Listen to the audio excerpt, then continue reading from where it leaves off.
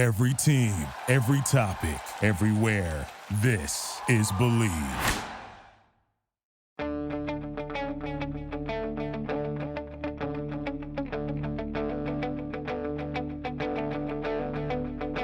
Ich warte seit Wochen auf diesen Tag und tanz vor Freude über den Asphalt.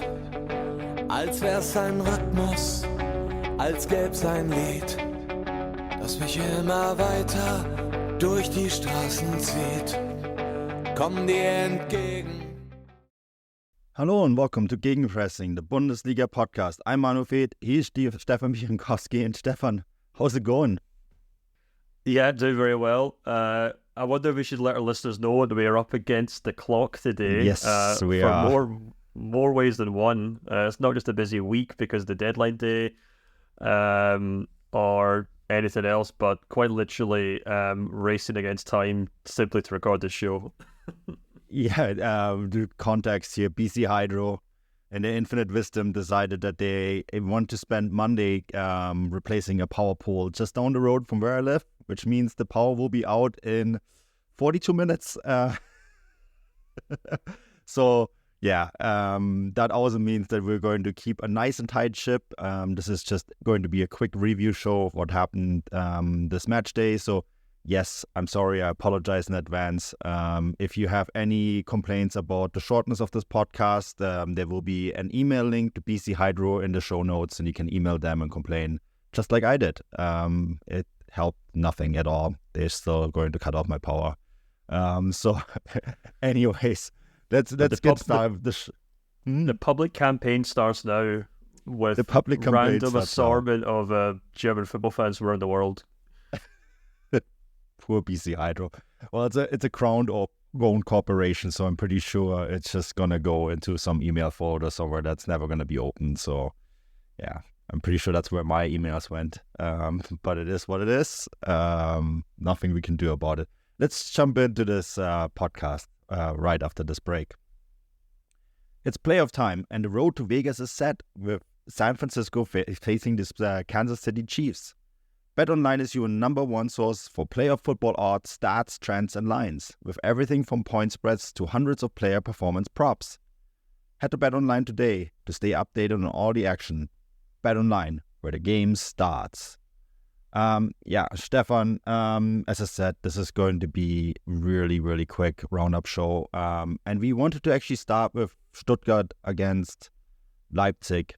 Now, I was very impressed by the Stuttgart performance. And I think before we talk about Leipzig and all their issues, Stuttgart haven't won a game without Serhou Guirassy this season. They put that to bed. Dennis Undav coming out with a big performance. But, you know, you look through this entire Stuttgart side, I just thought that might have actually been their best performance this season yet. Yeah, it was a really interesting match just because, as you said, it's one of those matches where you try to struggle to see whether it was down to one team being particularly outstanding or one team being particularly poor. And yeah, I completely agree with you. Going into the match, as we talked about the previous show, I really expected Leipzig to kind of really exercise some demons in terms of, you know, the last couple of games that they've played in, particularly that Leverkusen game where I felt like they did just about everything right except win the match. But instead, we got a Leipzig performance that was just lacking in so many things, and a huge part of that was obviously down to Xavi Simons not being on the pitch. Obviously, like the way that Stuttgart attacked was incredibly impressive, but you know, I think you could kind of put a lot of it down to just, as you said, like it just felt like such a good Stuttgart performance on the whole. And I was particularly impressed with like that midfield from Stuttgart in terms of, you know, for example, Angelo Stiller, who wrote about this season, and the way that he's just kind of going from strength to strength to strength in that Stuttgart team under Hoeneß. And it felt to me a lot like, you know, not only were Leipzig missing Xavi Simons in that team to kind of create chances, but that kind of midfield of Seeval and Schlager just did not look equipped to handle this very dynamic Stuttgart side. And I'd argue, I mean, we did argue about this on the chat and on the Bundesliga chat that we have with subscribers the weekend about the nature of that first goal and the handball, which, look, doesn't really matter, to be perfectly honest with you, because they won the game so emphatically in the end. But yeah, I mean, going in at half time, if I'm not mistaken, like Leipzig had only kind of amassed an XG of 0.38 to Stuttgart's 1.47, and it was even worse in the second half. They got 0.11, and you know, this has been a really kind of daunting start to the year for Leipzig. I know I would say we talk about Stuttgart here, and I've just said myself talking about Leipzig, but it took. I think he just kind of did a good job of showing the differences between these two teams right now. And Stuttgart look like a team who, well, they look like a team who are playing for each other. We talked about this as well. One of the things I've been most impressed with under Hone is the way that this whole team as a whole is just coming together. You got Nubel, who, look, was obviously very good before he moved to Stuttgart, but probably had to prove himself to the extent in the Bundesliga this year. You know, there's kind of a bit of a cloud hanging over the way he left Bayern. Okay, he went to France and kind of earned his stripes, but it's a different thing entirely to come to Germany, in my opinion, to do it. Zagadou in the heart of that defence, another player who had to go away from where he was previously and prove himself at Stuttgart. Stiller, young player at Bayern Munich, who obviously Hodes knows very well, and has gone from strength to strength. And then obviously Fulrich as well, actually, is a good example. But the main one, obviously, it's Undav, who you've obviously been singing his praises all season long. And that first goal he scored, the one from outside the box, is just like the epitome of a striker full of confidence, because no one hits that shot unless they're just kind of brimming with self-confidence and knowing, I can score anything right now. And that's exactly what he did. And yeah, it felt like one team who knew exactly what they were doing, knew how to play football, and had beliefs in themselves. And another team who admittedly were missing a few key players, but just completely crumbled against a good Stuttgart team. Yeah, there's, I mean, a few things that you pointed out there. I think Stuttgart tactically looked very, very strong. And I have some thoughts on Leipzig in a moment here, so bear with me. But I thought the way Undav, led that line was fantastic. Führig, Leveling was another one which really stood out for me, right? He scores a goal as well. That midfield center with Stiller and, I always struggle with this name, so I'm going to just read. Milo was this time. And I thought they looked just so very compact. That 3-4-3 also worked really well for them in this match in particular. I'm pretty certain now that Dennis Undav is going to be the striker that will lead Germany at Euro 2024. I know there's another German striker who scored a hat-trick this weekend in Niklas Füllkrug, but I just think that he's more dynamic. He's more of a complete forward. And I just think that the way he scores and the rate that he scores on goals, I wouldn't even be surprised if he finishes the season with more goals than Guirassy, to be honest with you, Stefan.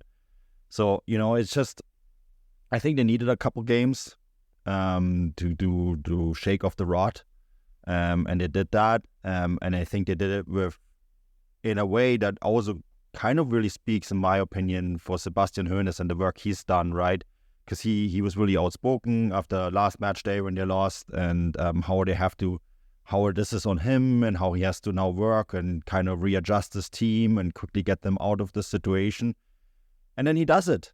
I mean, that's the thing that really impressed me. I think one of our plans this week is to have a bonus podcast on Xabi Alonso, and obviously big news out of Liverpool and what's going on with Jurgen Klopp, and it's going to be, of course, interesting what that will do with Xabi Alonso. And there is, I'm getting to a point here, so wait for a second. I think Sebastian Hoeneß, if I was Leverkusen, then I would be worried about losing Xabi Alonso to Liverpool.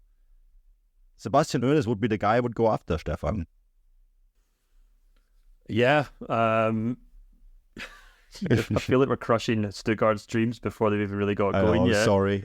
No, absolutely. Yeah, it's a fair shot. I actually had another thought I wanted to bring up there, which I actually wanted to go back on Angelo Stiller, actually, because to talk about another kind of team entirely, which was Germany, But I'll talk about that in a moment. But yeah, look, there's been so much talk about Onez, and people are already beginning to kind of compare him or talk about, is he going to go to Bayern, the kind of family name and stuff, the family business, if you will.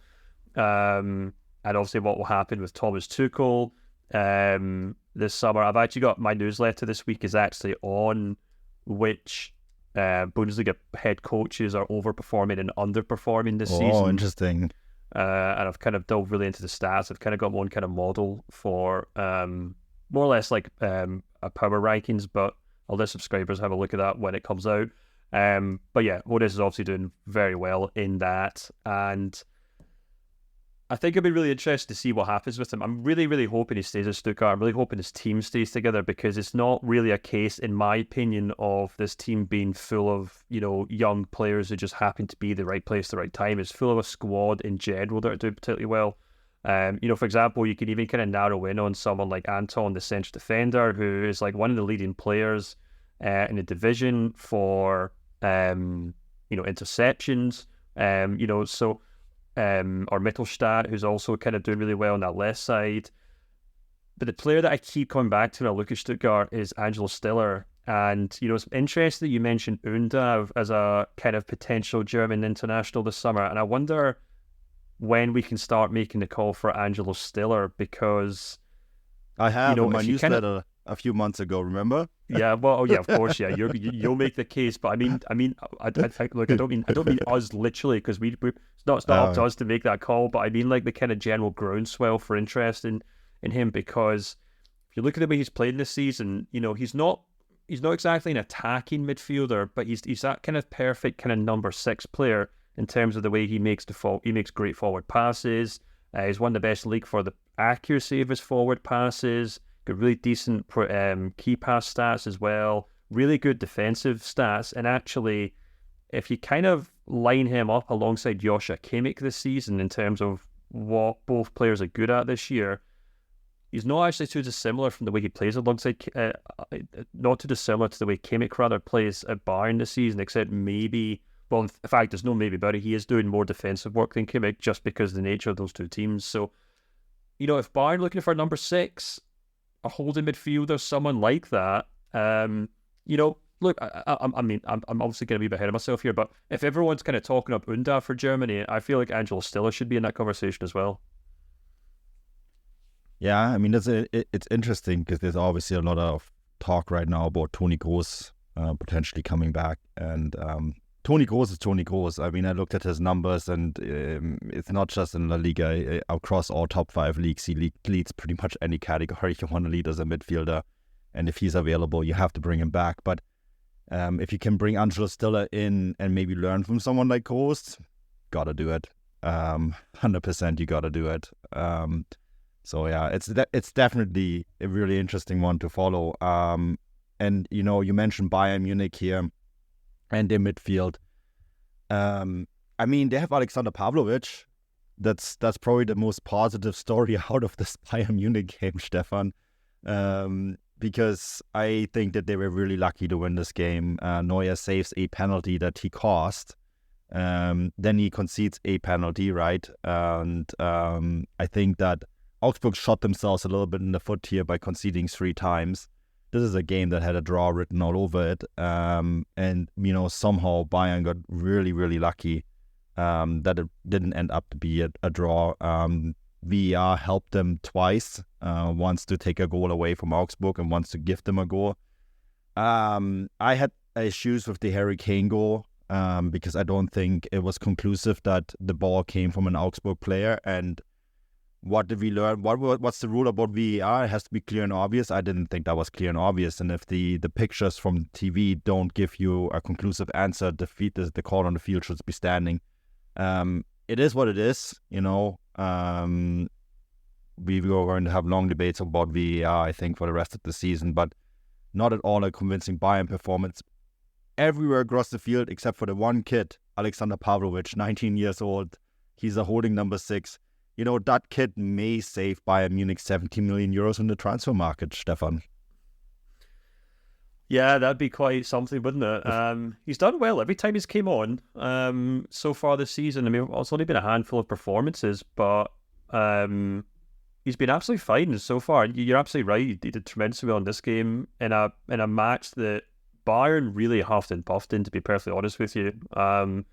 Even that first Augsburg goal, like the volley, which was obviously ruled offside, like it just felt like the thing that I found really interesting was that Augsburg just didn't really seem to have any fear of Bayern Munich whatsoever, which is quite a new thing, really, to be perfectly honest with you. But I don't know. Bayern have kind of been a really kind of tricky one recently in terms of the performances. They haven't been exactly great. I thought it was quite telling that, in one of the games this weekend, the linesman literally had to go off with a concussion and be replaced with a third division goalkeeper. And that wasn't the most farcical thing about refereeing in the Bundesliga this weekend, because I completely agree with you. Some of the calls in this game were baffling, to be honest with you. And I don't want to kind of start sounding like a conspiracy theorist or anything like that, because I really don't buy anything like that.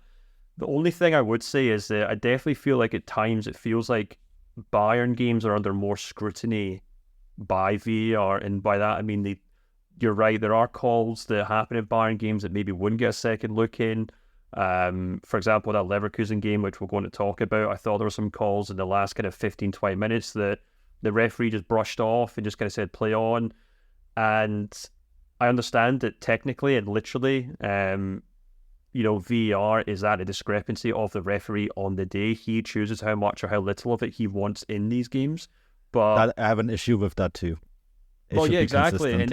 And as you say, as you've said on this podcast a number of times, I think it's a great point. We're getting to this point now where referees don't actually want to do any refereeing. They just want to kind of outsource it all to the guys in the bunker in Cologne. And I mean, I don't think we actually. I think we did talk about it at the time when I went on that media trip for Leverkusen late last year. We did go to the bunker in Cologne. It's really impressive place and really impressive kind of setup and technology, and everyone there knows what they're doing. They're all smart guys and they're all well-meaning and things like that. And we did ask them, like, are there referees that use VR, the referees that don't? He's like, yeah, we have some referees who are constantly talking to us. And we have some who'll say, like, before kickoff, like, look, I'm not listening to anything you guys say. It's just, and it just comes down to their own personal style of refereeing. And, and that's, and I mean, I'm sure if Chris Williams was here, he would say that's how it should be, because at the end of the day, the rules of football are there to be interpreted by the referee on the day and how he interprets it. And I guess a referee should be able to decide how much or how little VR they use in these games. But I do wonder if the referees are kind of in each Bayern Munich game. There's maybe the stakes are higher because they've got far larger support than any other club in the country. You can times that by 10 when you go to a global scale. Every Bayern game's on television, and the fact that referees in Germany do routinely come out and aren't forced to explain themselves, but are often obliged to go on, Doppelpass or whatever to explain what they did. So if that referee's got the big Bayern game that weekend, maybe they feel an obligation to be like, right, I need to use all the tools that are available to me, as opposed to whether if you're covering, Bochum versus Heidenheim, then maybe you don't have to rely on, maybe you don't have to have a second or third look at every single call. But that's just my 2 cents. I know Bayern fans will be probably kind of chewing wasps right now, or whatever the expression is, and rolling their eyes at what I'm saying here. But that game at the weekend struck me as quite peculiar, to be perfectly honest with you. And I say that knowing that Augsburg are the ones who got the penalty at the end of the day. So it's playoff time, and the road to Vegas is set, with San Francisco facing the Kansas City Chiefs. BetOnline is your number one source for playoff football odds, stats, trends, and lines, with everything from point spreads to hundreds of player performance props. Head to BetOnline today to stay updated on all the action. BetOnline, where the game starts. And I mean, like, it goes both ways. I would actually say it would go both ways, right? I mean, this can go in Bayern's favor, but it's also documented that it's gone against them for the same reasons. And I think you're quite right that their games are under more scrutiny, and it has worked in their favor and it has worked against them. And I think on balance, it's probably pretty even. But I can just go by. I don't use X or Twitter or Threads or any of those social medias doing match days anymore because I find it quite tiring. I do use our Substack chat, which is absolutely exploded and is for subscribers only, right? And we had over 500 comments over this match day, which is a new record, by the way. And Bayern fans were actually quite critical of all the VAR decisions, including the ones that went against them. They did point out, and we have lots of Bayern fans in this chat, they did also say, wait, this isn't conclusive. What the Harry Kane goal isn't conclusive, right? So in fairness, the ones that I interact with have voiced a lot of the same criticism that we have, right? And there just seems to be a tiredness of it because it isn't coherent. And as you said, referees have their own styles, which is a problem, and we're never going to get it to have it go away. I think too, and this is maybe to pick up on the non-VAR things. What really struck me about this game too, it kind of, the way it was all inconsistent also really fitted Bayern Munich's game because it was so inconsistent across the board. And yes, they have addressed their right back issue in Sasha Boy, who's arrived, right? And looks like a really good signing and a little bit more of a long-term signing than the ones that have been previously been in the rumor mills. Kieran Trippier was obviously the one that they decided not to go for, and instead they signed a 23-year-old right back, right, with lots of upside, which I think is a smart move. But it made me think that this team remains a work in progress, and although their points total is actually quite impressive, I find it also interesting that teams like Augsburg now go at them and say, hey, we can get something here. And I feel like the entire mood in the league has changed when it comes to playing Bayern Munich. It's no longer a game that you just chalk off as a loss.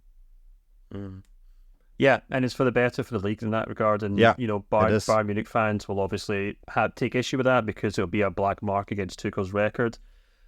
I think you can maybe point some of that to the way that Bayern even play under Tuchel. They're not fast, they're not dynamic, they're not possession-based as they have been under maybe Tuchel, Pep Guardiola. They're not,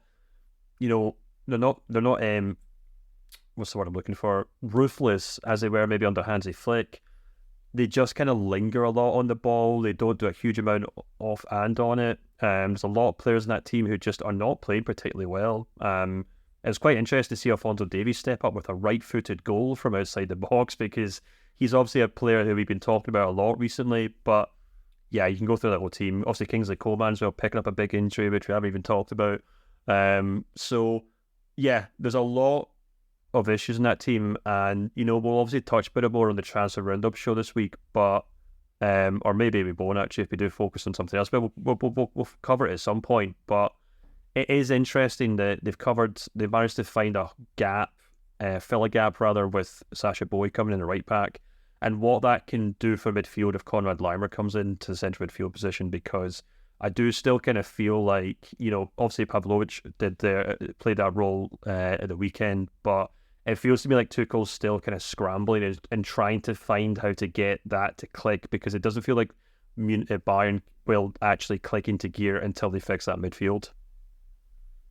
I got a really cryptic text when I kept asking around about Alphonso Davies and his new Bayern contract. Oh, yeah. Yeah, I don't know what to make of it. Smoke and mirrors. Just smoke and mirrors. I guess we'll see. I think it sounds like there's something coming around soon, one way or another. But for Bayern's fortune, Stefan, Leverkusen did drop points. I think the question here is, how did they drop points? How did you string together 948 passes and have an XG of, what was it, let me just get that right, 2.64 versus 0.2. I don't know where Gladbach's 0.2 XG comes from. That's actually more of a miracle to me than how Leverkusen did not score for 2.64 XG. You quite rightfully called it already with the there was a couple penalties I think that Leverkusen should have gotten there. Yeah, absolutely. I mean, I don't have the highlights open in front of me, but there was one in particular that I thought was quite harsh. But I mean, this was bound to happen. I just kind of feel like I don't really want to take anything away from Gladbach in this regard, and suggesting that we could chalk this up to bad refereeing, because I thought Gladbach were outstanding.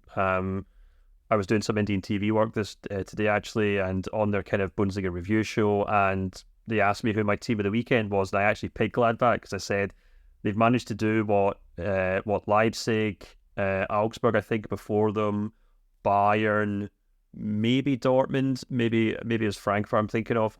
All these teams. I actually think the Dortmund game was really similar.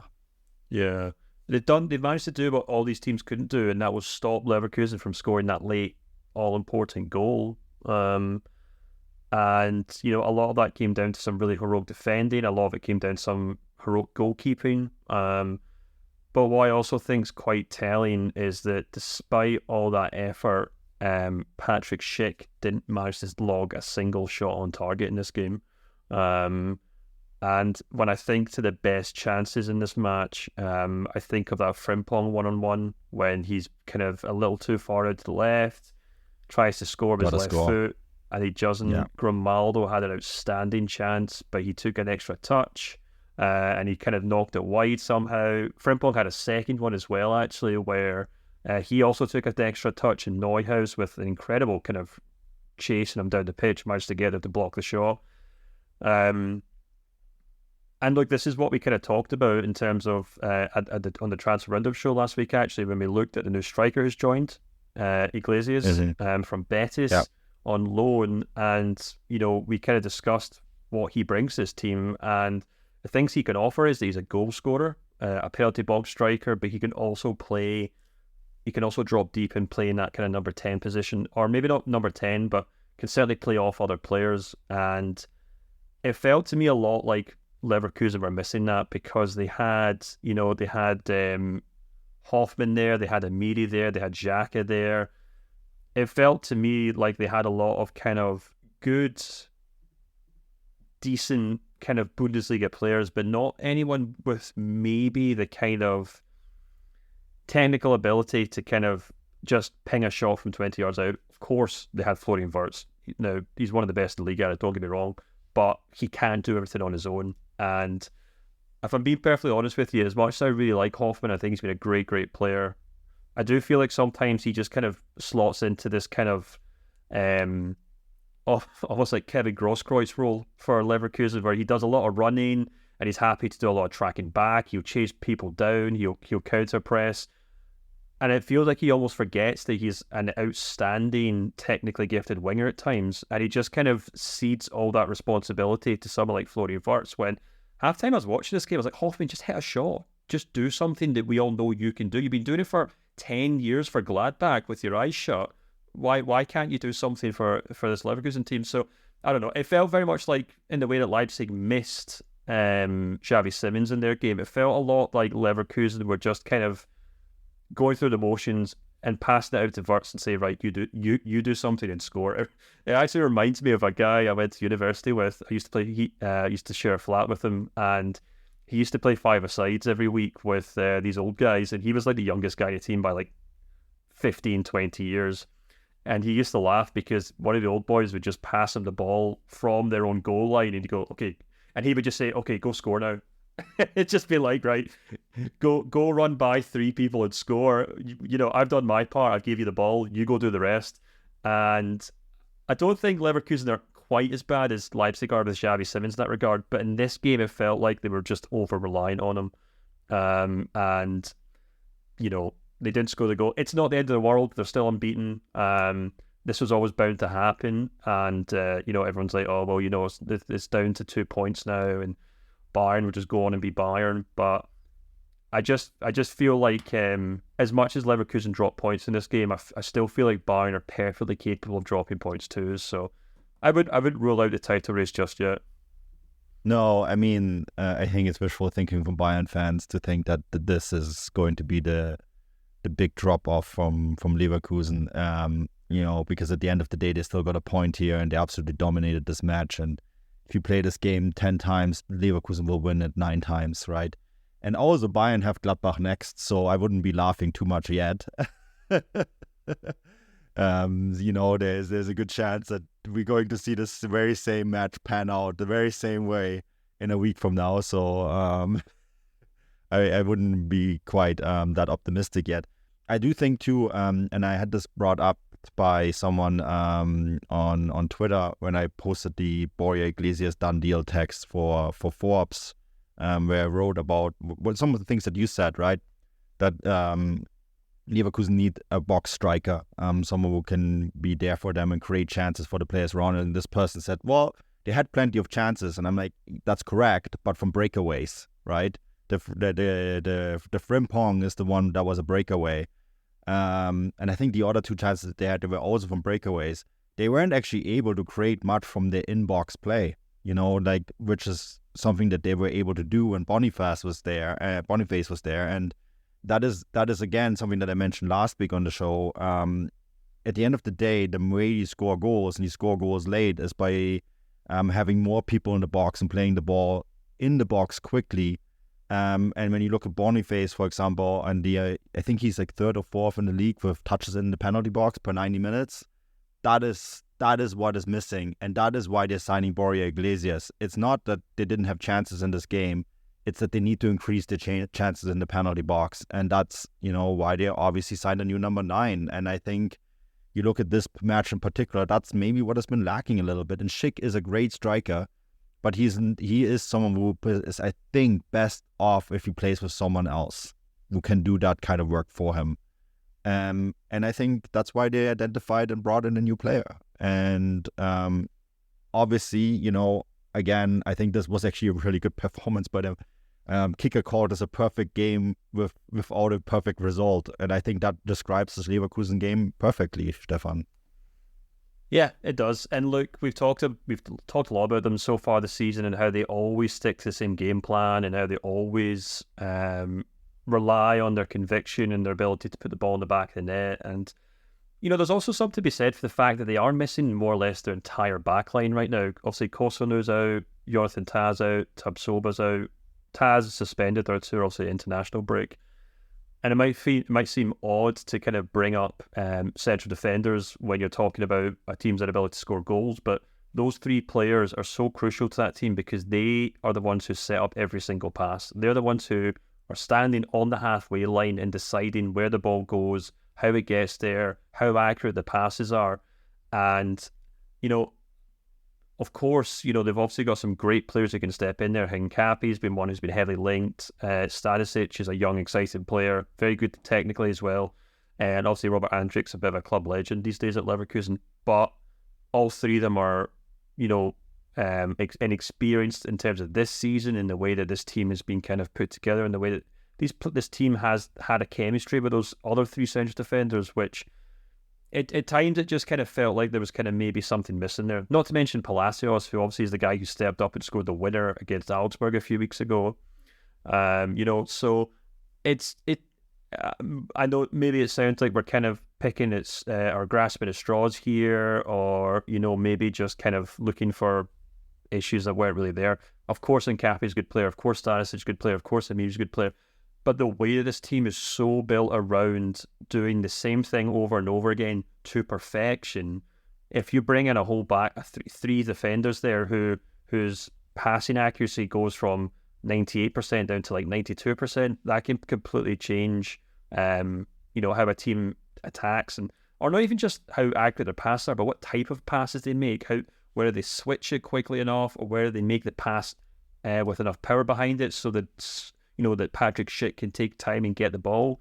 So all those things which are just inevitable, really, that they're going to chip away at a team's ability to score goals. But yeah, like I said, I'm not quite worried about Leverkusen just yet. But they'll definitely want to see how good this new striker is, and whether he can help them in that regard.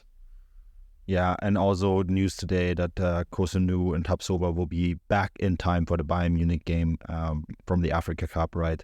So I think this will also help this Leverkusen team. Stefan, we are up against the clock or up against BC Hydro taking away my power. So I'm going to wrap this up. This podcast is not brought to you by BC Hydro, but by Bet Online. Check out the odds there. And we'll be back later this week with more content. And until then, auf Wiedersehen.